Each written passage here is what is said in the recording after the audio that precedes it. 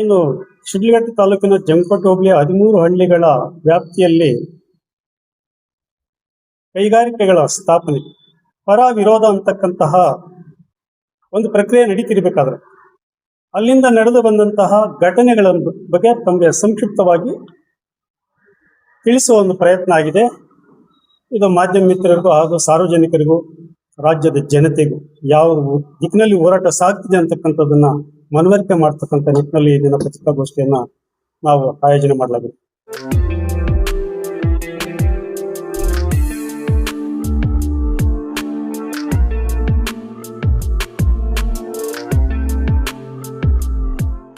ರುಚಿಯಾದ ಶುಚಿಯಾದ ಆಹಾರಕ್ಕಾಗಿ ಎಲ್ಲರೂ ಪರಿತಪಿಸ್ತಾರೆ. ಆದರೆ ಇಂದಿನ ನಮ್ಮ ಬದುಕಿನಲ್ಲಿ ಅಂತಹ ರುಚಿಯಾದ ಊಟ ಮನೆ ಬಿಟ್ಟರೆ ಬೇರೆ ಎಲ್ಲಿ ಎಂಬ ಎಲ್ಲರ ಗಮನ ಸೆಳೆಯುವ ರೀತಿಯಲ್ಲಿ ಇದೇ ಮೇ 3ರಂದು ಚಿಕ್ಕಬಳ್ಳಾಪುರದ ಡಿ ಮಾರ್ಟ್ ಬಳಿ ಇರುವ ಸಮರಸ ಶುದ್ಧ ಸಸ್ಯಾಹಾರಿ ಹೋಟೆಲ್ ಗ್ರ್ಯಾಂಡ್ ಪ್ರಾರಂಭೋತ್ಸವ ಆಗ್ತಿದೆ. ಅದರಲ್ಲೂ ವಿಶೇಷ ಪ್ರಕಟಣೆ. ಪ್ರಾರಂಭ ದಿನವೇ ಎಲ್ಲ ಗ್ರಾಹಕರಿಗೂ ಉಚಿತವಾಗಿ ಅದೇ ಹೋಟೆಲ್ ಊಟ ಸವಿಯುವ ಅವಕಾಶ. ಒಮ್ಮೆ ರುಚಿಗೆ ಶುಚಿಗೆ ಹೆಸರಾಗಿರುವ ಸಮರಸ ಹೋಟೆಲ್ಗೆ ಹೋಗೋಣ, ಅಲ್ಲಿನ ರುಚಿಯನ್ನು ಸವಿಯೋಣ. ನಾವು ಹೋಗೋಣ, ನಮ್ಮೊಂದಿಗೆ ನಮ್ಮ ಗೆಳೆಯರನ್ನು ಕರೆದೊಯ್ಯೋಣ. ಹಲೋ, ನೆನಪಿದೆಯಾ? ಚಿಕ್ಕಬಳ್ಳಾಪುರ ನಗರದಿಂದ ಪೇರೆಸಂದ್ರ ಕಡೆ ಹೋಗೋ ಜಸ್ಟ್ ವಾಪಸಂದ್ರ ಫ್ಲೈಓವರ್ ದಾಟಿದ್ರೆ ಸಾಕು. ಅದೇ ನಮ್ಮ ಭೋಜನ ಭುಜಿಸುವ ಶುಚಿ ರುಚಿ ಶುದ್ಧ ಗಾಳಿ ಸಿಗುವ ಎಲ್ಲರ, ಮುಖ್ಯವಾಗಿ ಕುಟುಂಬ ವಾತಾವರಣ ಇರುವ ಎಲ್ಲ ಜನರ ಮನಗೆದ್ದ ಸಮರಸ ಹೋಟೆಲ್.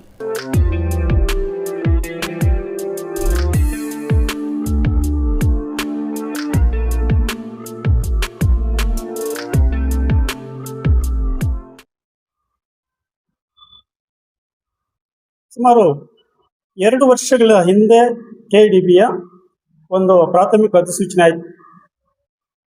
ಅಲ್ಲಿಂದ ನಿರಂತರವಾಗಿ ಪರ ವಿರೋಧ ಅಂತಕ್ಕಂತಹ ಒಂದು ಹೋರಾಟ ಪ್ರಾರಂಭ. ಪರ KDB ಪರ ಅಂತಕ್ಕಂಥದ್ದು ನೊಂದ ಶೋಷಣೆಗೊಳಗಾಗಿರ್ತಕ್ಕಂತಹ ರೈತರು ಹಾಗೂ ದಲಿತರ ಒಂದು ಹೋರಾಟ ಅಂತ ಹೇಳಲಿಕ್ಕೆ ಬಯಸ್ತೀವಿ. ಏನು ಪ್ರಕ್ರಿಯೆ ಪ್ರಾರಂಭ ಆಯಿತು, KDBನ ವಿರೋಧಿಸ್ತಕ್ಕಂಥವ್ರು ಯಾವ್ಯಾವ ರೀತಿ ಪ್ರಕ್ರಿಯೆಗಳನ್ನು ನಡೆಸಿದ್ರು ಅಂದ್ರೆ, ಗ್ರಾಮಗಳಲ್ಲಿ ಹೋಗಿ ರೈತರ ಜಮೀನು ಕೊಡೋದಾದ್ರೆ ಅವ್ರ ಮೇಲೆ ನೀವು ನಕ್ಸಲೈಟ್ ಆಗಿ ಪರಿವರ್ತನೆ ಆಗ್ಬೇಕು ಅಂತಕ್ಕಂಥ ಒಂದು ಹೇಳಿಕೆಯನ್ನ ರಾಜ್ಯ ರೈತ ಸಂಘದ ಮುಖಂಡರಾಗಿರ್ತಕ್ಕಂತಹ ಬೈರೇಗೌಡರು ಹೇಳಿಕೆ ಕೊಟ್ಟಿದ್ದರು. ತಾಲೂಕು ಕಚೇರಿ ಮುಂದೆನೆ ಈ KDB ಮಾಡೋದಾದ್ರೆ ಕೊಡ್ತಕ್ಕಂಥ ರೈತರ ಮೇಲೆ ನಾವು ನಕ್ಸಲೈಟ್ ಆಗ್ಬೇಕಾಗಿ ಬರುತ್ತೆ ಅಂತ. ಇದು ಪ್ರಚೋದನಕಾರಿ ಭಾಷೆ.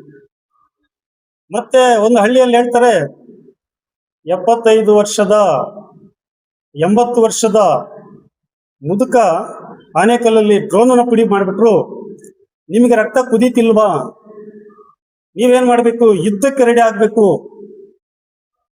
ಕೊಡ್ತಕ್ಕಂಥವ್ರ ಮೇಲೆ ನೀವು ಹಲ್ಲೆ ಮಾಡ್ಲಿಕ್ಕೂ ಸಿದ್ಧರಾಗ್ಬೇಕು ಅಂತಕ್ಕಂಥ ಪ್ರಚೋದನಕಾರಿ ಭಾಷಣವನ್ನು ಮಾಡ್ತಾ ಎಲ್ಲರನ್ನು ಯುವಕರನ್ನ ಪ್ರಚೋದನೆ ಮಾಡ್ತಿದ್ರು, ನಮ್ಮ ಮೇಲೆ ಎತ್ಕಡ್ತಕ್ಕಂಥ ಕೆಲಸ ಮಾಡ್ತಿದ್ರು. ಈ ಜಮೀನು ಕೊಡೋದಾದ್ರೆ ರಸ್ತೆಗೆ ಅಡ್ಡ ಪಡಿಸ್ತೀವಿ ಅಂತಕ್ಕಂಥ ಕೆಲವು ರೈತರಿಗೆ ಧಮಕಿ ಹಾಕ್ತಿದ್ರು. ಈ ಒಂದು ಸಂದರ್ಭದಲ್ಲಿ ಕೊಡ್ತಕ್ಕಂಥವ್ರು 2% ಅಂತಕ್ಕಂಥದ್ದು ಪ್ರತಿದಿನ ಮಾಧ್ಯಮಗಳಲ್ಲಿ ಹೇಳ್ತಾನೆ ಬರ್ತಿದ್ರು. ಸರಿ, ನಮ್ಮೊಂದಿಗೆ ರೈತರು ಬಂದು, ಸರ್ ನಮಗೆ ಸಹಕಾರ ಬೇಕು, ನಿಮ್ಮ ದಲಿತ ಸಂಘರ್ಷ ಸಮಿತಿಯಿಂದ ನಾವು KDBಗೆ ಜಮೀನು ಕೊಡ್ಲಿಕ್ಕೆ ಸಿದ್ಧವಾಗಿದ್ದೇವೆ ಅಂದಾಗ ನಾವೊಂದು ಸಮಿತಿಯನ್ನು ರಚನೆ ಮಾಡ್ಕೊಂಡ್ವಿ.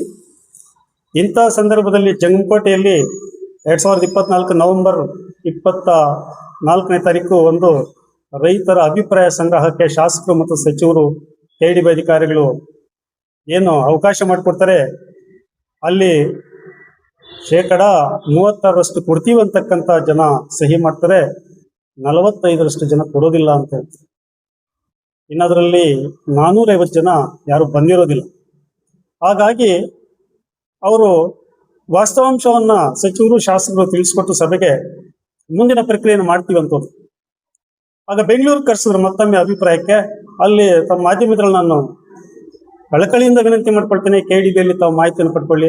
73.5% ಜನ ಕೊಡ್ತೀವಿ ಅಂತಕ್ಕಂಥ ಜನ ಸಹಿ ಮಾಡಿದ್ದಾರೆ, ಇನ್ನು ಕೇವಲ 26% ಜನ ಕೊಡೋದಿಲ್ಲ ಅಂತ ಸಹಿ ಮಾಡಿದ್ದಾರೆ. ಆದರೂ ಸಹಿತ ಫಲವತ್ತಾದ ಭೂಮಿ, ಕೃಷಿ ಭೂಮಿ ಬಿಡಲೇಬೇಕು ಅಂತಕ್ಕಂಥ ಒಂದು ಮೊಂಡು ವಾದವನ್ನ ಕೋಡಳ್ಳಿ ಚಂದ್ರಶೇಖರ್ ರವರ ಒಂದು ರೈತ ಬಣ ಹೋರಾಟ ಮಾಡ್ತಿದ್ವಿ. ನಾವು ಅವ್ರು ಹೋರಾಟ ಮಾಡಲಿ, ಅವ್ರ ಹೋರಾಟಕ್ಕೆ ನಾವು ತಡೆ ಇಲ್ಲ. ಆದರೆ ಅವ್ರ ಜೊತೆ ಇರ್ತಕ್ಕಂಥ ರೈತರ ಜಮೀನು ಉಳಿಸ್ಲಿಕ್ಕೆ ಮಾತ್ರ ಹೋರಾಟ ಮಾಡಲಿ. ಈ KDB ಪೂರ್ಣವಾಗಿ ನಿಲ್ಲಬೇಕು ಅಂತಕ್ಕಂಥ ಒಂದು ಏನು ಹೋರಾಟ ಇದೆ ಅದಕ್ಕೆ ನಮ್ಮ ಸಂಪೂರ್ಣ ವಿರೋಧ ಇದೆ ಅವರ ಹೋರಾಟಕ್ಕೆ. ಯಾಕಂದ್ರೆ ಕೊಡ್ತಕ್ಕಂಥವ್ರು ರೆಡಿ ಇದ್ದಾರೆ. ಈ ಒಂದು ಪ್ರಕ್ರಿಯೆಯಲ್ಲಿ ಸುಮಾರು ಸಚಿವರು ಮತ್ತು ಶಾಸಕರನ್ನ ಮನವರಿಕೆ ಮಾಡ್ತಾ ಬರ್ತಾ ಇದ್ವಿ. ಕೃಷಿಯಾಗಿ ನೀರಾವರಿ ಪ್ರದೇಶವನ್ನ ಬಿಟ್ಟು ಉಳಿದಂಥದನ್ನ ಮಾಡಿ ಅಂತ ಹೇಳ್ತಿದ್ರು.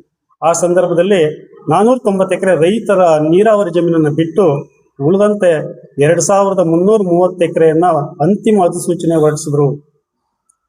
ಈ ಪ್ರಕ್ರಿಯೆ ನಡೀತಿರ್ಬೇಕಾದ್ರೆ ಈ ಹಸಿರು ಶಾಲು ಹಾಕೊಂಡು ರೈತರ ಹೋರಾಟ ಮಾಡ್ತಿರ್ತಕ್ಕಂಥ ರೈತರು ಯಾವ ಜಂಗಮಕೋಟೆಯಲ್ಲಿ ಅಭಿಪ್ರಾಯ ಸಂಗ್ರಹ ಆಯಿತು, ಆ ಸಂದರ್ಭದಲ್ಲಿ ನಟನಾಯಕನಲ್ಲಿ ಚನ್ನಕೃಷ್ಣ ಅಂತಕ್ಕಂಥ ಒಬ್ಬ ವ್ಯಕ್ತಿ ಜಮೀನು ಕೊಡ್ತೀನಿ ಅಂತಕ್ಕಂಥ ಸಹಿ ಮಾಡಿದ.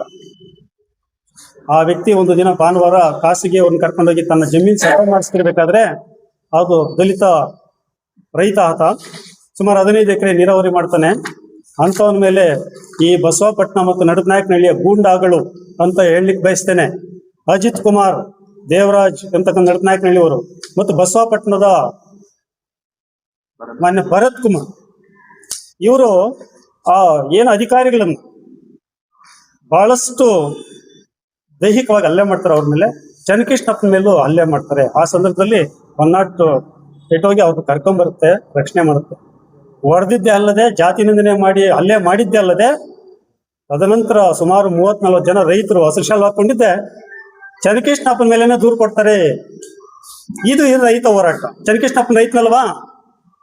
ರೈತರಾಗಿ ರೈತನ ಮೇಲೆ ಹಲ್ಲೆ ಮಾಡ್ತಕ್ಕಂಥವ್ರು ನೀವು ರೈತರ ಅಂತಕ್ಕಂಥ ಪ್ರಶ್ನೆ ನಾನು ಮಾಡ್ಲಿಕ್ಕೆ ಬಯಸ್ತೇನೆ. ಅವ್ರಿಗೆ ಇದನ್ನ ಮಾಧ್ಯಮಗಳಲ್ಲಿ ಏನೇನು ಸುಳ್ಳು ಸುದ್ದಿ ಹಬ್ಬಿಸ್ತಾ ಇದ್ದಾರೆ ಅದೆಲ್ಲ ಸತ್ಯಕ್ಕೆ ದೂರವಾಗಿರ್ತಕ್ಕಂಥದ್ದು.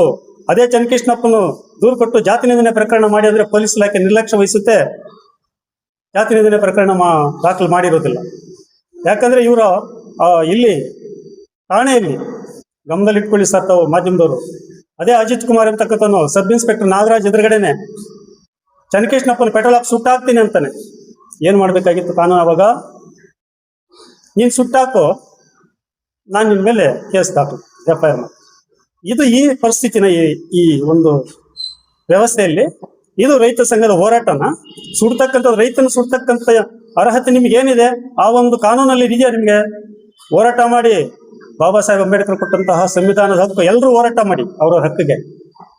ಅದು ಬಿಟ್ಟು ನೀವು ಸಂಪೂರ್ಣವಾಗಿ KDBನೇ ನಿಲ್ಲಿಸ್ಬೇಕಂತಕ್ಕಂಥದ್ದು ಯಾವ ದುರುದ್ದೇಶದಿಂದ? ಅದಾದ ನಂತರ 9ನೇ ತಾರೀಕು ಏನ್ ಜಿಲ್ಲಾಧಿಕಾರಿಗಳ ಕಚೇರಿ ಮುಂದೆ ನಾವು ಒಂದು ಪ್ರತಿಭಟನೆಯನ್ನ ಹಿಂದಿಗೆ 41 ದಿನ ಆಗಿದೆ ನಮ್ದು. ಈ ಒಂದು ಪ್ರಕ್ರಿಯೆ ನಡೀತಿರ್ಬೇಕಾದ್ರೆ ನಾವು ಸರ್ಕಾರಕ್ಕೆ ಒಂದು ಮನವಿ ಕೊಟ್ಟಿದ್ವಿ. ಅಂತಿಮ ಅಧಿಸೂಚನೆ ಆಗಿದೆ, ರೈತರನ್ನ ಕರೆದು ಸಭೆ ಕರೆದು ದರವನ್ನು ನಿಗದಿ ಮಾಡಿ ಸೂಕ್ತವಾದ ಬೆಲೆ ಕೊಡಿ ಅಂತ ಹೇಳ್ಬಿಟ್ಟು. ಆ ಬೆಲೆ ನಿಗದಿ ಮಾಡುವಾಗ 6ನೇ ತಾರೀಕು ಕಲ್ಮಿ ಹೊಸೂರ್ದಾಯ್ತು, ಸಂಜೀವಪುರ ಇವೆಲ್ಲ ಆಯ್ತು. 8ನೇ ತಾರೀಕು ನಡುಪನಾಯಕನಹಳ್ಳಿದು ಏನು ದರ ನಿಗದಿ ಮಾಡ್ಲಿಕ್ಕೆ ಸಭೆ ಕರೆದಿದ್ರು, ಆ ದರ ನಿಗದಿ ಮಾಡುವಂತ ಸಂದರ್ಭದಲ್ಲಿ ಇದೇ ಬಸವಪಟ್ಟಣದ ಭರತ್ ಕುಮಾರ್ ಇರ್ತಕ್ಕಂಥ ವ್ಯಕ್ತಿ ಜಿಲ್ಲಾಧಿಕಾರಿಗಳಿದ್ದಾರೆ, ಅಪರ ಜಿಲ್ಲಾಧಿಕಾರಿಗಳಿದ್ದಾರೆ, ಕಮಿಷನರ್ ಇದ್ದಾರೆ, ಉಸ್ತುವಾರಿ ಸಚಿವರಿದ್ದಾರೆ.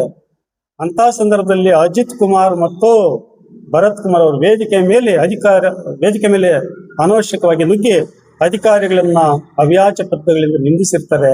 ಆ ಸಂದರ್ಭದಲ್ಲಿ ಸಭೆ ನಡೆದಿರೋದಿಲ್ಲ. ಇದು ಗೂಂಡಾವರ್ತನೆ ಅಲ್ವಾ? ಇದು ರೈತರ ಒಂದು ಧ್ಯೇಯನ? ಇದು ಈಗ ಏನು ಮಾಧ್ಯಮಗಳಲ್ಲಿ ಪ್ರಸಾರ ಮಾಡ್ತಿದ್ದಾರೆ, ನಿಮ್ಮ ಅಜೆಂಡಾ ಇದೇನಾ? ಗೂಂಡಾಯಿಸಂ ಮಾಡ್ತಕ್ಕಂಥದ, ಹಲ್ಲೆ ಮಾಡ್ತಕ್ಕಂಥದ, ಅಧಿಕಾರಿಗಳಿಗೆ ಅಗೌರವತ್ವರ ಅವ್ರ ಮೇಲೆ ದೈಹಿಕವಾಗಿ ಹಲ್ಲೆ ಮಾಡ್ತಕ್ಕಂಥ ನಿಮ್ಮ ಅಜೆಂಡಾನ ಇದು ಮಾಧ್ಯಮದ ಮೂಲಕ ಅವರು ಪ್ರಚಾರ ಪಡಿಸ್ಬೇಕಾಗುತ್ತೆ. ಅದೇ ಅವ್ರ ಅಜೆಂಡಾ ಆದ್ರೆ ನಮ್ಮ ದಾರಿ ನಮಗೂ ಇರುತ್ತೆ, ನಮಗೂ ಹೋರಾಟ ಮಾಡ್ತಕ್ಕಂಥದ್ದು ಬರುತ್ತೆ ಅಂತಕ್ಕಂಥದ್ದು ಹೇಳಲಿಕ್ಕೆ ಬಯಸ್ತೇನೆ. ಇದಾದ ನಂತರ ಆ ರೀತಿ ನಡೀತಿರ್ಬೇಕಾದ್ರೆ ನಾವು ಆ ದಿನ ಯಾವಾಗ ಇವು ನಡುನಾಯಕನಹಳ್ಳಿದು ದರ ನಿಗದಿ ಕಡಿಮೆ ಆಯ್ತೋ ಆ ಸಂದರ್ಭದಲ್ಲಿ ಹೆಚ್ಚಿನ ಬೆಲೆ ಬೇಕು ಅಂತ ಹೇಳ್ಬಿಟ್ಟು ಎಲ್ಲ ರೈತರು ಒಂದು ಮನವಿಯನ್ನು ಕೊಟ್ಟು ಅಲ್ಲಿಂದ ಬಂದ ನಂತರ 9ನೇ ತಾರೀಕು ಆಯ್ತು, 10ನೇ ತಾರೀಕು ಆಯ್ತು, ದರ ಸಾಕಾಗ್ಲಿಲ್ಲ, ಅಲ್ಲಿ ಮನವಿಯನ್ನು ಕೊಟ್ಟು ಬಂದ್ವಿ. ಆನಂತರ ಮಾನ್ಯ ಶಾಸಕರಾದಂಥ ರವಿಕುಮಾರ್ ಅವರಿಗೆ ಎಲ್ಲಾ ರೈತರ ನಿಯೋಗ ಹೋಗಿ ಒಂದು ಮನವಿಯನ್ನು ಕೊಟ್ವಿ, ಎಂತ ದರ ಸಾಕಾಗ್ತಿಲ್ಲ, ದರ ಹೆಚ್ಚಿಸ್ಕೊಡ್ರಿ ಅಂತ. ಅವ್ರು ಹೇಳಿದ್ರು ನಾವು ಒಂದು ನಿಗದಿ ಮಾಡ್ಕೊಳ್ತೀವಿ ದಿನಾಂಕ ಅಂತ. ನಂತರ ಉಸ್ತುವಾರಿ ಅವ್ರಿಗೂ ಕೊಟ್ವಿ.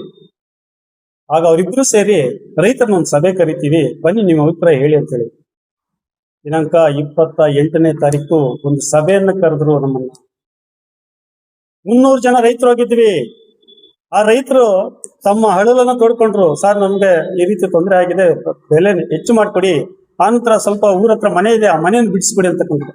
ಅವೆಲ್ಲವನ್ನ ಕೂಲಂಕುಷವಾಗಿ ಶಾಸಕರು ಮತ್ತು ಸಚಿವರು ಕೂಲಂಕುಷವಾಗಿ 1 ಗಂಟೆ ಸಮಯ ರೈತರ ಸಮಸ್ಯೆಗಳನ್ನ ಆಲಿಸಿದಂಥವರು ಆ ರೈತರಿಗೆ ಏನ್ ಗೌರವ ಕೊಡ್ಬೇಕು ಅದು ಕೊಟ್ಟು, ನಾವು ಪ್ರಾಮಾಣಿಕ ಪ್ರಯತ್ನ ಮಾಡ್ತೇವೆ, ನಿಮ್ಗೆ ಬೆಲೆ ಹೆಚ್ಚಿಸ್ಕೊಡ್ತೇವೆ ಅಂತಕ್ಕಂಥ ಒಂದು ವಾಗ್ದಾನವನ್ನು ಕೊಟ್ಟು ನಾವು ಅಲ್ಲಿಂದ ಬಂದ್ವಿ. 29ನೇ ತಾರೀಕು ಅದೇ ಶಾಸಕರು ಮತ್ತು ಸಚಿವರು KDP ಮೀಟಿಂಗ್ ಬರ್ತಾರೆ ಅಂತಕ್ಕಂಥ ಮಾಹಿತಿ ಇತ್ತು.